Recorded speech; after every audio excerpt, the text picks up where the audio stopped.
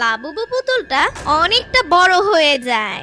Labubu পানির নিচে ডলফিনটা তো জঙ্গলের মতন যাবে জঙ্গলের মতন। আরে মাহাদি, টম্পা, তোরা ক্লাস শেষ করে এখানে দাঁড়িয়ে আছিস? হ্যাঁ ইয়ামিন, এসো। আরে টম্পা, তোমার হাতে এই ভাইরাল পুতুল আসলো কিভাবে? কেন ইয়ামিন, তুমি জানো না? আমি তো এই পুতুল প্রায় কয়েকদিন যাবত কিনেছি, ক্লাসের সবাইকে দেখিয়েছি। আমার বাবা আমাকে কিনে দিছে। ইয়ামিন, জানো আমিও এই পুতুল কিনবো। আমিও আমার আব্বুকে বলেছি কালকে আমার আব্বু আমাকে কিনে দিবে। কি বলছো মাহাদি?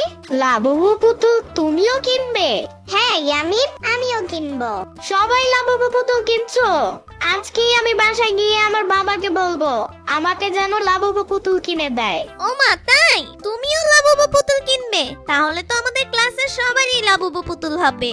I can do anything and it's my new mission. বাদ বাকুম পায়রা, পায়রা একটা বয়রা, কথা কানে যাই না। বউ আসবে কালকে, চলবে জাদুর পালকি। ও বিবি, তুই খাস কি? খিচুড়ি আমি খাই না। পিঠা যদি পাই অন্য ধরে ডাবল বহুত খাই। আম্মু, আমাকে লাবুবু পুতুল কিনে দিবে। আমার লাবুবু পুতুল লাগবে। ক্লাসের সবাই লাবুবু পুতুল আছে। আমাকে কালকে একটা লাবুবু পুতুল কিনে দিবে। কি আমিন, লাবুবু মাবুবু আবার কি? তুমি চিনো না? ওই যে ভাইরাল পুতুল, আমার ওইটা লাগবে। ও আচ্ছা, ওই যে ভাইরাল লাবুবু না? আচ্ছা ঠিক আছে, দেখতেছি। কি আমিন, তুই কি কইতাছস? ওই লাবুবু পুতুল? ইস, ওই পুতুলটা দেখতে একবার বিশ্রী, আর ওইটার অনেক দাম। আমি শুনছি ওই পুতুল নাকি ভূতরে পুতুল হয়। ওইসব লাবুবু মাবুবু আমার ঘরে আনিস না। আমার এত কথা বলতেছো কেন? আমার চুপ থাকো। আমি জানি না, আমার লাবুবু লাগবে লাগবে লাগবে। আচ্ছা আচ্ছা ইয়ামিন, চেঁচাও না, কালকে কিনে দেবো তোমারে। যাও শুয়ে পড়ো ঘরে গিয়ে। আগেই জানতাম কিছুই করতে পারবা না। থাক, ব্যাপার না। ইয়ামিন, এই কম্বলের নিচে পাত দিছো তুমি? উফ, কি গন্ধ! আরে সাম্বা, আমার পাদে কোনো গন্ধ নাই। আর আমার পাদের শব্দ শুই না তুমি ভয় পাইলে আমার কিছু করার নাই। ইয়ামিন, বাথরুমে গিয়ে এইসব সাইরে আসতে পারো না? গন্ধে টেকা যাচ্ছে না। আরে সাম্বা রে, অনেক শীত করতেছে, আমি বাথরুমে যাইতে পারবো না। আজকে আবার মুলার তরকারি খাইছো? সাম্বা, চিল্লাইও না, নড়াচড়া কইরো না। নড়াচড়া করলে গন্ধ ছড়ায় যাবে।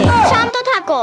ইয়ামিন, এই কারণেই তোমার বাসায় আমি আসতে চাই না। শীতের দিন, তার উপরে তোমার দিন দিন অশান্তি বাইরা যাইতাছে। ইস, কেমনটা লাগে বলো তো? কম্বলের ভিতরে ঢুকলেই খালি মুতো আসে। কি হইছে ইয়ামিন, একা একা কি বিড়বিড় করতেছো? আরে সাম্বা, তুমি কি জানো শীতের রাতে সবচেয়ে ভয়ানক বিষয় কি? এই ঘন ঘন মুতো আসা, আর সব সময় আইসা ধাক্কাধাক্কি করে। ঠিক তখনই আমার কলিজা শুকায় যায়। এক কথা কতবার বলবো ইয়ামিন? যাও না, টয়লেটে যাও। আচ্ছা সাম্বা, বিছানা থেকে কমর পর্যন্ত একটা পাইপ সেট করলে কেমন হয়? স্লাইন দেওয়ার পাইপ হইলেও চলবো। কি সব আজগবি কথা বলতেছো ইয়ামিন? চুপ থাকবা, হয় টয়লেটে যাও না হয় ঘুমাও। নড়াচড়া করো না, কম্বলের ভিতরে ঠান্ডা হাওয়া আসতেছে। আমার পা একদম বরফের মতন হয়ে যাইতেছে। ঘুমাও। পরের দিন ইয়ামিনের বাবা অফিস শেষ করে ইয়ামিনকে নিয়ে মার্কেটে যায় সেই লাবুবু পুতুল খুঁজতে। আচ্ছা এই যে ভাই, আপনার কাছে কি লাবুবু পুতুল আছে? ও ভাই, হ্যাঁ ওইটা তো নাই, ওটা তো ভাইরাল পুতুল, এই জন্য ওটা শেষ হয়ে গেছে। কয়েকদিন পর আইলে তখন পাইবেন। না, আমার লাবুবু পুতুল আজকেই লাগবে আব্বু। যেভাবেই হোক আমাকে লাবুবু দিতেই হবে। ওফ ইয়ামিন, কি যে করি, চলো অন্য কোথাও দেখি। এই যে ভাই, আপনাকে কি লাবুবু পুতুল লাগবো? হ্যাঁ হ্যাঁ হ্যাঁ, লাবুবু পুতুল লাগবে তো। আপনি কেমনে জানলেন? আর আপনার কাছে কি আছে লাবুবু পুতুল? আমার কাছে আছে, তয় খালি একটা আছে, বেশি দাম না, এইটা নিতে পারে। ও মা, তাই? দেখি তোমার লাবুবু পুতুল। এই যে লাবুবু পুতুল। কত টাকা ভাই? বেশি না, মাত্র 1000 টাকা। যাক, বেশ ভালোই হইলো, কম দামে পেয়ে গেলাম পুতুলটা। দেন দেন, আমার এখনই দেন। বাহ, লাবুবু পুতুলটা বেশ হয়েছে। চল আব্বু, বাড়ি যাই আর আম্মুকে দেখাই। আমার গান নাই রে, আমার গান নাই রে। হেই, তাবজি নাতি না না না না না রে, আমার গান নাই রে, আমার গান নাই রে। এরপর ইয়ামিন বাসায় চলে আসে সেই পুতুলটা দেখাতে থাকে। আম্মু দেখো, এই যে লাবুবু। হইছে, যাও, তুমি খুশি হইলেই হবে, তোমার ঘরে যাও। কিছু জিগাইলেই এমন করে। ইয়ামিন তার ঘরে গিয়ে সেই পুতুলটা দেখতে থাকে। ওয়াও, একদম নতুন মডেল। আমার লাবুবু সবার থেকে আলাদা, দেখতে বেশ। পরের দিন সকালবেলা ইয়ামিন তার স্কুলে তার লাবুবু পুতুল সাথে করে নিয়ে যায়।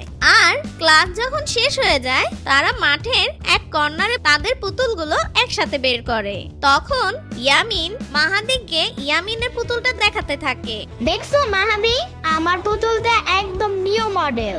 আমার লাবুবু বেশ লাবুবু, তোমাদের থেকে সুন্দর না? হ্যাঁ ইয়ামিন, তোমার লাবুবু আসলেই অনেক সুন্দর। কিন্তু ইয়ামিন জানো, আমি শুনেছি এই লাবুবু পুতুল নাকি ভৌতিক হয়, এদের মধ্যে নাকি খারাপ আত্মা থাকে। আরে ধর, এসব কথা তোমাকে কে বলছে? হ্যাঁ, লাবুবু অনেক ভালো। আমি তো কালকে লাবুবু নিয়ে অনেকক্ষণ খেলেছি। ওই আমার তো ভয় লাগেনি। না সত্যি আমি শুনেছি। জানি না, ঠিক আছে, কালকে তো শুক্রবার, বন্ধ আমাদের বাসায়, তোমরা এসো। হ্যাঁ, আমি যাই। এরপর বিকেল বেলা ইয়ামিন তার রুমে লাবুবু পুতুল নিয়ে খেলছিল। তখন শ্রাবণী তার ঘরে চলে আসে। আরে ইয়ামিন, কি করছো? শুনলাম কি না লাবুবু মাবুবু কিনছো? সাম্বার বাচ্চা, সাম্বা ঠিক করে কথা বলো। ওইটা লাবুবু পুতুল, ওইটা অনেক ভাইরাল পুতুল। ইয়ামিন, আমি শুনছি ওই পুতুলে নাকি ভূত আছে, অনেক ভয়ানক পুতুল এটা, ফালাই দাও। আরে না, আমি অনেক কষ্ট করে আমি আব্বুরে দিয়ে কিনাইছি, আমি কোনোদিন ওইটা ফালাবো না। দেখি তোমার লাবুবু পুতুলটা দেখি। ঠিক তখনই ইয়ামিন তার মাথাটা নিচু করে রাখলো আর নিচু করে গম্ভীর গলায় বলতে থাকলো, হাত দিবি না, এটা আমার লাবুবু। ঠিক তখন শ্রাবণী অবাক হয়ে বলল, আরে ইয়ামিন, আমি তো জাস্ট পুতুলটা ধরতে চাইছি, এত ভাব মারতেছো কেন? পুতুলটা তো একটু ধরতেই চাইছিলাম। ঠিক তখনই ইয়ামিন মাথা নিচু থেকে উঠায় আর দেখে ইয়ামিনের চোখ লাল লাল হয়ে গেছে। আর ইয়ামিন বলে, লাবুবু। তখন শ্রাবণী অনেক ভয় পেয়ে গেল আর ইয়ামিনের ঘর থেকে দৌড়ে পালিয়ে গেল। আমার গায়ে হাত দিবি না, ও আমার, শুধুই আমার, কেউ ওকে নিতে পারবে না।